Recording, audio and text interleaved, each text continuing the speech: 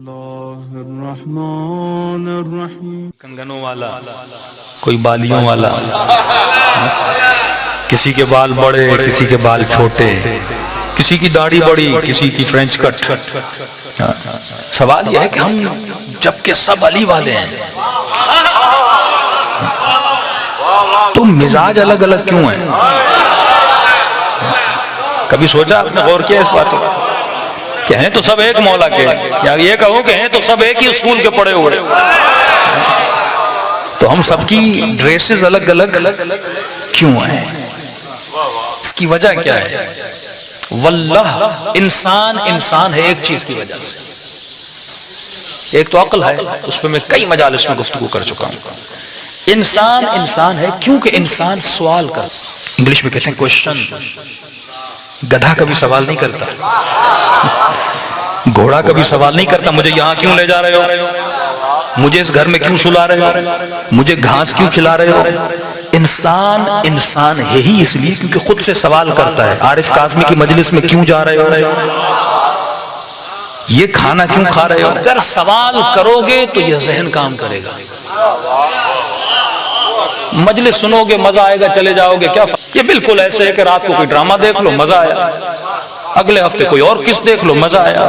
پوری زندگی کا ڈراموں کی طرح مجلس سے سنتے رہو گے، مزہ آئے گا، لطف ملے گا، کھانا کھاؤ گے، نیاز ملے گا، گھر چلے جاؤ گے. فائدہ نہیں ہوگا.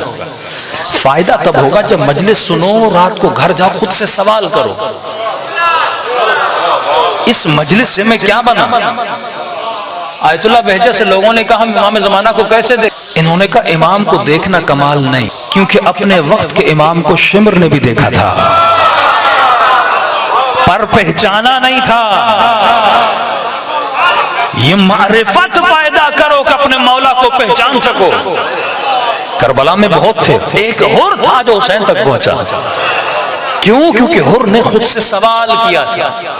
میں نے کہا اتنے لوگ اس مجمع میں ہیں، کوئی شیعہ، کوئی سنی، کوئی داڑھی، کوئی بغیر داڑھی، کوئی کس کو کون سے کپڑے، کسی کا کون سا اولیاء. کیوں؟ کیونکہ تم وہی ہو جو تمہارے ذہن میں ہے، اس کے علاوہ تیری حقیقت ہے ہی نہیں. کمپیوٹر میں مختلف سافٹ ویئر ڈالتے ہو نا، موبائل لیتے ہو اینڈرائڈ، کوئی ایپل کا، مختلف سسٹم ہوتے ہیں موبائل میں. اب بھی ہو سکتا ہے کہ ایپل کے موبائل میں اینڈرائڈ کا سافٹ ویئر چلے، نہیں چلے گا، کیونکہ اس کا جو ہارڈ ویئر ہے وہ بلٹن ہے اپنے سافٹ ویئر پر. اب آپ یہ چاہتے ہو کہ ایک وہ بندہ جس کے ذہن میں علی والا سافٹ ویئر ہے ہی نہیں، اس سے کام وہ لو جو علی والا ہے. یعنی ایپل کے موبائل پہ اینڈرائڈ چلاؤ، اینڈرائڈ پہ ایپل چلاؤ، ہو نہیں سکتا. ہم وہی کرتے ہیں جو ہمارے ذہنوں میں ہے. اب سوال یہ ہے کہ یہ جو میں نے اپنے ذہن میں ڈالا ہے میں نے کس سے لیا ہے؟ شیعہ بھی خود سے پوچھے، سنی بھی خود سے پوچھے. بھائی اگر شیعہ ہاتھ کھول کے نماز پڑھتے ہیں، کس نے ان کو بولا کہ ہاتھ کھول کے نماز پڑھو؟ تو ہم سب کہتے ہیں ہم نے پوچھا امام جعفر صادق علیہ السلام سے. اور اگر آپ ہاتھ باندھ کے نماز پڑھتے تو ایک مرتبہ میں پڑھ ہی رہا ہوں کیونکہ سافٹ ویئر چل رہا ہے، آٹومیٹک چل رہا ہے، لیکن ایک مرتبہ خود سے سوال کرتا ہوں کہ میں کس سے پوچھ کے ہاتھ باندھ کے نماز پڑھ رہا ہوں، تو کہتے ہیں ہم امام ابو حنیفہ سے. ٹھیک ہے، امام ابو حنیفہ رسول خدا اور امام کتنا فاصلہ ہے؟ 200 سال کا فاصلہ ہے. اگر کوئی کہے کہ عارف قاضی مجلس کیسے پڑھتے ہیں تو دو طریقے، یا میری ویڈیو دیکھو یا مجلس میں آ کے مجھے سنو، یا کسی ایسے سے پوچھو جس نے مجھے دیکھا ہو. تو ہم کہتے ہیں عقل یہ کہتی ہے اس سے پوچھو جس نے محمد کو دیکھا ہو. اور ہمارے اماموں کے نام اور ہیں، لقب اور ہیں. نام جعفر ہے، لقب صادق ہے. لقب اماموں نے خود کو نہیں دیا، لوگوں نے دیا. جیسے نام علی ہے، لقب ملا زین العابدین، عبادت کرنے والوں کی زینت.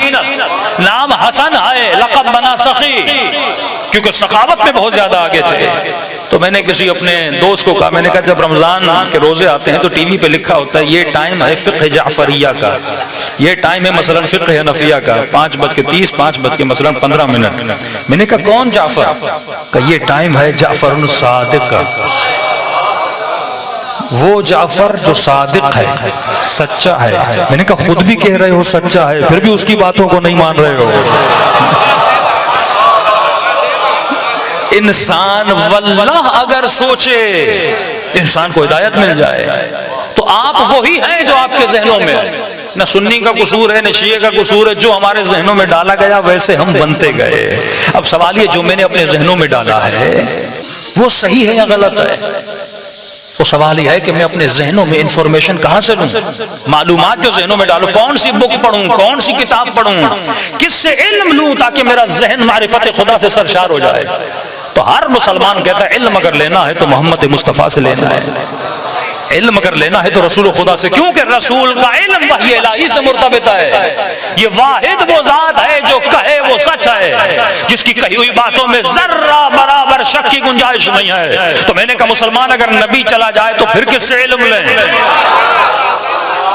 تو نبی خود راستہ بتا کر گئے کہ انا مدینۃ العلم وعلی بابها، میں شہر علم ہوں اور علی اس کا دروازہ ہے. صلوات پڑھیں محمد وآل محمد.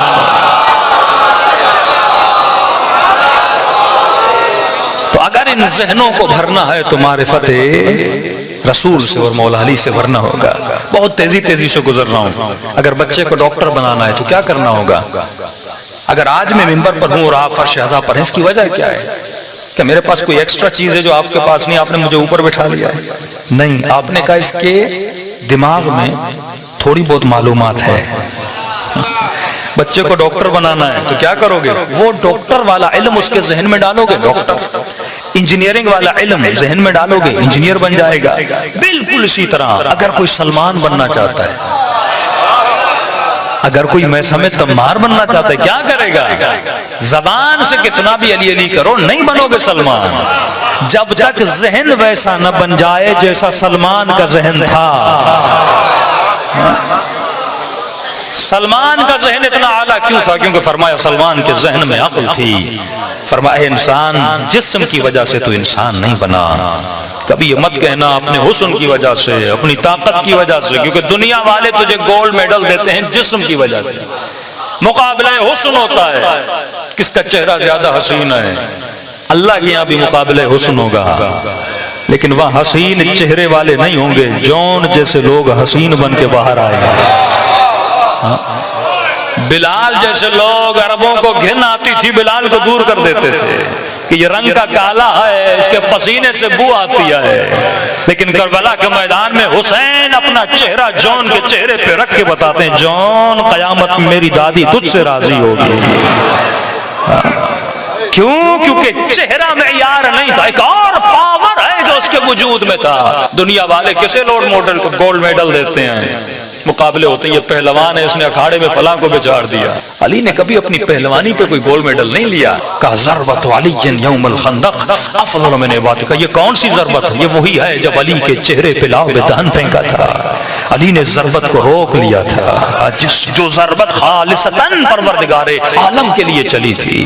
کب مولا فرماتے ہیں فزتو برب الکعبہ، خیبر کا لقب ملا علی نے نہیں کہا، باب مدینۃ العلم بلے یہ جملہ نہیں کہا، حسنین جیسے بچے پیدا ہوئے نہیں کہا. کب کہا؟ جب ابن ملجم کی تلوار علی کے سر پہ لگتی ہے. اس فرماتے ہیں آج تیرا مولا کامیاب ہو گیا، کیونکہ لقاء اللہ کی منزل پہ علی جا رہے تھے، ملاقات پروردگار. فرمایا فخر جسم پہ نہ کرنا، یہ جہالت کے مقابلے. ولا تبرجن تبرج الجاہلیہ. میرے عزیز، میرے جوان، آج تو موبائل اٹھا کے اپنی زندگی میں مشغول ہے. آج دنیا کا اصول ہے اینی ہاؤ، کچھ بھی کرو بس دیکھے جاؤ. یہ دنیا کا اصول ہے، کچھ بھی کرو. یہ ٹک ٹاک کیا ہے، یہ پرینکس کیا ہے، یہ خواتین جو خود کی اپنی عفت کو عصمت دری کر کے صرف یہ چاہتی ہیں مجھے زیادہ لائک مل جائیں، مجھے زیادہ ویوز مل جائیں، مجھے زیادہ سبسکرائبرز مل جائیں. یہ جوان کی سمت کیا رہا، ہر کام کرنے کے لیے تیار ہے، بس میرا چہرہ دیکھا جائے، میرا یوٹیوب چینل دیکھا جائے. اے کاش اس انسان میں شعور ہوتا، اسے یہ بھی نہیں پتا کہ جو بندہ مجھے فیس بک پر یوٹیوب پر لائک کر رہا ہے وہ کون ہے، فاسق ہے، فاجر ہے، شرابی ہے، علی والا ہے، غیر علی والا ہے اسے پرواہ نہیں ہے. دنیا بس یہ چاہتی ہے تو لائق جمع کر, زیادہ سے زیادہ لوگ تجھے پسند کرے. اب تو کیا کرتا ہے تجھے پسند کریں یہ معنی نہیں رکھتا. کاش اس کے وجود میں عقل ہوتی, یہ کردار ایسا بناتا اسے 1000 لائق نہیں 1 لائق ملتا, اور وہ بھی اپنے امام زمانہ کا لائق ملتا. ایک بندہ تجھے پسند کرے اور وہ زہرا کا لال ہے تو تجھے پسند کرے. کیوں ہم ایسی سمتوں میں جا رہے ہیں؟ کیونکہ وجود میں عقل نہیں ہے. خلاصہ کلام امام سے پوچھا مولا یہ عقل کیا ہے؟ عقل کیا ہے؟ فرمایا کھانے پہ فخر نہ کر, بھینس تجھ سے زیادہ کھاتی ہے. اے باڈی بلڈنگ کرنے والے جوان, زیادہ وزن اٹھانے پہ اپنی طاقت پہ فخر نہ کر, تجھ سے زیادہ گدھا وزن اٹھا لیتا ہے. فخر کس چیز پہ کرنا ہے؟ تو انسان ہے عقل کی وجہ سے. فرمایا بھوک حیوان کو بھی لگتی ہے وہ فوراً کھاتا ہے, شہوت حیوان پر بھی آتی ہے فوراً اتارتا ہے, غصہ حیوان پر بھی آتا ہے وہ فوراً چیرتا ہے پھاڑتا ہے. لیکن تو انسان ہے, بھوک تجھے بھی لگتی ہے, لیکن کھانا کھانے سے پہلے دیکھنا حلال کھا رہا ہے, حرام کھا رہا ہے, اپنے کا کھا رہا ہے, سیدہ کا مال لوٹ رہا ہے. پہلے سوچا کرنا. جس نے یہ نہیں سوچا تھا اہل بیت نے اسے حیوان کہا, قرآن نے اسے حیوان کہا. جسے تمیز نہیں تھی میں کس کا مال غصب کر رہا ہوں. اے انسان غصہ حیوان کو بھی آتا ہے, حیوان چیرتا ہے اور پھاڑتا ہے, غصہ تجھے بھی آتا ہے, لیکن غصہ کرنے سے پہلے سوچنا کیونکہ تیرے وجود میں عقل ہے, اور عقل ایک پاور ہے, ایک ولایت کا پاور ہے جو تیرے وجود میں کنٹرول کو پیدا کرتا ہے, جو تیرے وجود میں ایک بریک کو پیدا کرتا ہے. غصہ تجھے بھی آتا ہے, حیوان کو بھی آتا ہے, حیوان فوراً اپنے غصے کو اتار دیتا ہے. لیکن تو سوچنا جس پہ غصہ کر رہا ہے کہیں وہ باپ تو نہیں ہے, کہیں وہ ماں تو نہیں ہے. وَلَا تَقُولُ لَهُمَا اُفٍّ کا معیار تو تیرے سامنے نہیں کھڑا. شہوت حیوان کو بھی آتی ہے لیکن وہ بے حیا ہوتا ہے, وہ فوراً اپنی شہوت کو اتار دیتا ہے. شہوت تیرے وجود میں بھی ہے, لیکن سوچنا جسے دیکھ رہا ہے وہ اپنا ناموس ہے یا غیر کا ناموس ہے. میرے عزیز جس شخص میں یہ بریک ہے یہی ایمان ہے. جتنی بریک زیادہ مضبوط اتنی ولایت زیادہ مضبوط. زبان پر علی کا نام ہو لیکن بندہ شرابی ہو. آقا قراتی فرماتے کہاں یا علی کہنا اور کہاں علی کے ساتھ رہنا. یا علی کرنا بڑا آسان ہے, علی کے ساتھ رہنا بڑا مشکل ہے. وقت میں قلت ہے لیکن یاد رکھنا کتنی بھی اونچائیوں اور دوریوں پہ چلے جاؤ, لیکن جس وقت تو ارادہ کرتا ہے اہل بیت کی طرف پلٹنے کا, جسے میں اپنی زبان میں کہتا ہوں ریورس گیئر, بہت دور ہو جاتا ہے بندہ خدا سے اہل بیت سے, لیکن جب تو ارادہ کرتا ہے نا واپس پلٹنے کا, اب امام فرماتے ہیں جب تو 1 قدم آتا ہے ہم 10 قدم تیری طرف آتے ہیں. کسی جوان نے مجھے اپنا واقعہ سنا ہے, واقعہ سیدہ سے منسوب ہے. اپنے دلوں کو تیار کریے اس واقعے کو سن کے کہ جب تو اس کی عزت کرتا ہے, یہ عزت وہی کر سکتا ہے جس کے وجود میں کنٹرول ہو. مولا کے ہاتھ جب باندھے گئے تھے ابو ذر نے دفاع میں تلوار نکالی, تبھی ابو ذر کو مدینے سے نکال دیا گیا تھا. زبیر جو جنگ جمل میں مقابل علی میں تھا لیکن دفاع علی میں زبیر نے تلوار اٹھائی. زبیر کئی دن زندہ میں رہا تھا. جو ایمان کی اعلیٰ ترین منزل پر تھا سلمان, اس نے تلوار نہیں اٹھائی تھی. ابو ذر نے غصہ کیا, سلمان ڈر گیا. 24 گھنٹے علی کے قصیدے پڑھنے والے آج علی کے ہاتھوں میں رسیاں تو ڈر گیا ہے. آج کہا جاتا ہے نا بڑے بڑے علماء کو یہ ڈر گئے ہیں کہ سلمان تو ڈر گیا ہے, تجھے علی سے محبت نہیں ہے, کوئی جذبہ ہی نہیں ہے. سلمان نے کہا میری کا ابو ذر یہ بتا تو زیادہ بہادر ہے یا علی زیادہ بہادر ہے؟ یہ کوئی علماء کو سکھائے کہ آپ لوگ ڈر گئے ہو, جن کے پاس فوجیں بھی ہوں, جن کے پاس حکومتیں بھی ہوں, کیا وہ ہو سکتا ہے وہ ڈریں؟ کہ تو زیادہ بہادر ہے علی کا علی زیادہ بہادر ہے. کہا کہ ابو ذر تو تھوڑا علی سے آگے چل رہا ہے, امام کی اطاعت یہ ہے کہ مولا کے پیچھے چلا جائے. میری نگاہیں علی کے ہاتھوں پر ہیں, اگر علی تلوار اٹھائیں گے تو سلمان تلوار اٹھائے گا. یہ کنٹرول جس انسان کے وجود میں ہو کہ امام سے پہلے آگے نہ بڑھ جائے, جذباتی نہ بن جائے. یہ جوان کہتا ہے کہ مولانا میرا واقعہ لوگوں کو بتائیے. کہتا ہے میں بہت بدکار تھا, کوئی ایسا گناہ نہیں جو میں نے نہیں کیا. کہتا مولوی صاحب میرے چھوٹے سے چھوٹا گناہ سینے سے لگاتے ہیں. جب تک زندہ ہو پلٹو، سوچو کہ زندگی میں تم نے کیا کیا. یہ 20 30 40 سال کی زندگی، جس جگہ پہ بیٹھے ہو کئی قبریں یہاں موجود ہیں. کبھی یہ بھی زمین کے اوپر تھے لیکن آج زمینوں کے اندر رہے. کرتے وہی ہو جو یہاں پہ کما کر جاتے ہو، عقل بنا کے جاتے ہو. کہتے ہیں مولانا صاحب محرم کا مہینہ شروع ہو گیا، محرم میں بھی گناہ کرتا تھا. ماں باپ سے جدا کہیں پہ گھر بنایا تھا، وہیں پہ اکیلا رہتا تھا، سنگل زندگی کو. دوست آتے تھے، سب آتے تھے وہاں پہ، عیش عشرت عیاشیاں. کا 8 محرم کی رات آئی، ایک دوست بھی میرے پاس نہیں آیا. دوستوں کو فون کیا، کیوں نہیں آ رہے؟ اس کا نام رضا تھا. کہ کیوں نہیں آ رہے رضا؟ تو کہا کہ رضا محرم کے دن آ گئے، گنہگار ہم بھی ہیں لیکن شرم آتی ہے، ان دنوں میں ہم نہیں آ سکتے. کہتا میں بے دین تھا. میں نے کہا کون حسین، کون سا محرم؟ نہیں آتے تو نہ آؤ. میں نے گاڑی نکالی، شہر میں نکل پڑا. جس گلی میں جا رہا ہوں جلوس، جہاں جا رہا ہوں حسین حسین کی صدائیں آ رہی ہیں. اتنے میں جو لوگ روڈ پہ کھڑے تھے، کوئی کہتا تھا مجھے آگے اتارو، لوگوں کو بٹھاتا تھا ایسے ہی فری میں آگے لے کر جاتا تھا. تھوڑا اور آگے بڑھا، ایک جوان لڑکی روڈ پہ کھڑی تھی. اسے میں نے گاڑی پہ سوار کیا. کہاں جانا ہے؟ کہ مجھے آگے اتار دو. کہ جیسے گاڑی میں لے گیا شیطان سوار ہوا، نیت خراب ہوئی. میں نے گاڑی کو پلٹا اپنے گھر کی طرف. فوراً اس خاتون نے کہا کہ کہاں جا رہے ہو؟ مجھے تو یہاں جانا ہے. کہ آپ کو اپنے گھر لے جا رہا ہوں. وہ سمجھ گئی کہ اس کا وجود کانپنے لگا، رونے لگی، کہنے لگی تجھے شرم نہیں آتی؟ محرم کا مہینہ ہے، مجھ سے شرم نہیں کرتے، حسین سے شرم کرو. کہ اس نے کہا لیکن میرے اوپر کوئی فرق نہیں پڑا. میں نے کہا میرا کیا جائے. کہ اس نے دیکھا میں بالکل باز آنے والا نہیں ہوں، پورا وجود اس کا کانپ رہا تھا. اس نے کہا چلو حسین سے شرم نہیں کرتے، سیدہ فاطمہ سے شرم کر لو. میں نے کہا کیوں؟ اگر حسین سے شرم کرنی ہوتی حسین سے کرتا، سیدہ سے کیوں شرم کروں؟ کہا کیونکہ میں سید زادی ہوں، اسی بی بی کی بیٹی ہوں. اگر تو آج میری بات کو مان لے، میں دعا کروں گی اماں زہرا تجھے اجر دیں گے.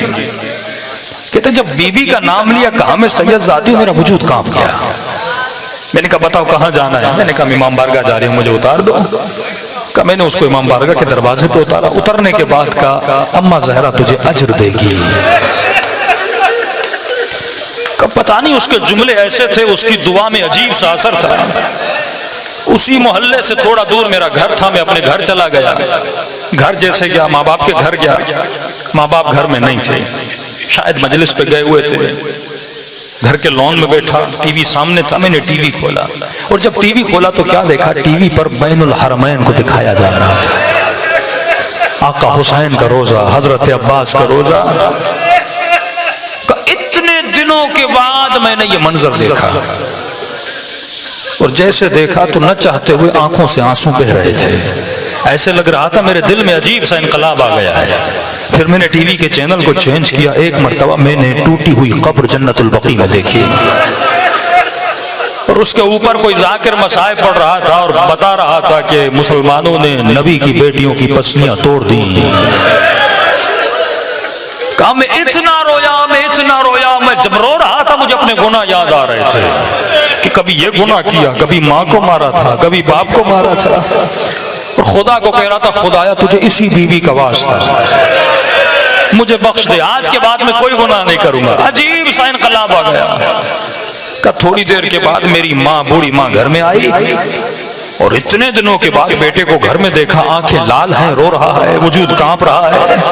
تو ایک مرتبہ آگے بڑھ کے کہتی ہے رضا میرے قریب آ، آج مجھے تیرے وجود سے حسین کی خوشبو آ رہی ہے.